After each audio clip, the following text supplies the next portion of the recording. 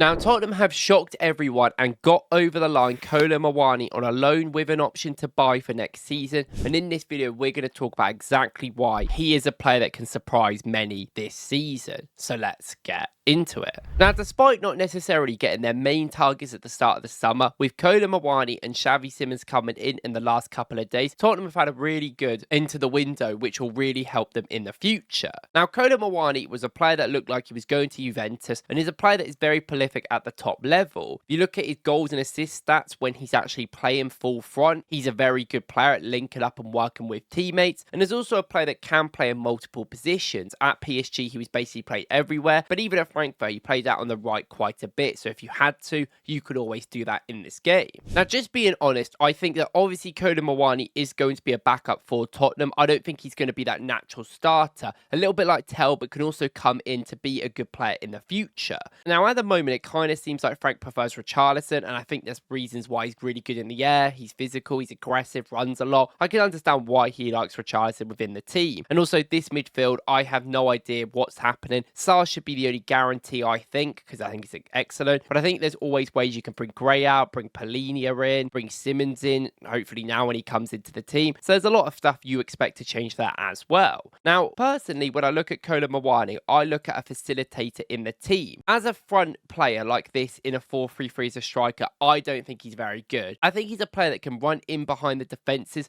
to at least a decent level. Like, I don't think he's bad at it at all, but I don't think he's a player that necessarily sets him up for great shooting opportunities. What I mean is that he kind of goes out wide a bit. He's not someone that's going to find them central accesses, and he's not insanely fast or insanely physical, and that always worries me about a striker just being there by himself. Now, that should not be how he used, and I don't think that will be how he used. I think, of course, he will back up on the right wing and left wing. I think you look at his stats in terms of dribbling and carries, that is where you get a lot of effect out of him. Now, this is one of the moments I kind of wanted to suggest as well. So when he's in these central areas, he can run behind the defender in these sort of counter-attacking opportunities, but against low blocks, he's not going to be very effective. He's going to see most of his effect in these high turnovers that you're hoping someone like Xavi Simons can create, or maybe Sarr, and they win the ball back and he runs through, which is exactly what you expect. However, one of the main things about him in these areas is his ability to work off players and find runs through that way. He's not a great player, I would say, on initial runs, so if Xavi Simons does a ball over the top straight to him, I wouldn't expect him, one, to get there or to make that run brilliantly, but he's a good player to be at backboard. If Xavi wants to pass the ball 1-2 off him, then he can pass the ball back to Xavi and then run to be that secondary run, and I think that works really well for him. I also like his work when he comes down to this right-hand side specifically. You know, I think this can be very important for someone like Kudus to maybe get him through on this position here, but Kudus is a very good dribbler, so I think for Kudus' sake, in a 1v1, you don't worry, but it's about dragging players away. If there's two players here, they can always pull them away with Kolo Muani's position in these half spaces. However, there is still ways by himself he can work really well, and it's more like we said down this right-hand side when he makes them runs, and defenders don't really commit. You know, you see in this position here, he picks up the ball against this guy one-on-one, and they're not really bothering. I think a lot of these players don't really think he's going to do anything. They're not even really running back, which I know you won't really get as much in the Prem, but it could still be that sort of angst of him coming on later against tired legs. Now here, this is where his dribbling is insane. You know, he goes in, he goes out like you expect him to do brilliantly, and in this tough angle, he smashes a ball across goal and it goes into the far post. This is where I think he can be really helpful for them, because I don't think necessarily on a 1v1 here he's going to get these shots away, but something I see here is potential. And when I see him making these right-sided runs all the time, it makes me think about what's going to happen on the left side. And I think in terms of how I look at Brennan Johnson being a back post player who comes in late and gets there and runs from outside to in, I think that can work really well. And what I mean by that is, say this player is Brennan Johnson, let's say he's in this position a little bit further up the pitch about here, but I can expect him to drag players away and also make this run inside and from out every single time. And I think when you get to people like Kolo Muani's dribbling, if you need to, he can always pull that ball across if it's needed to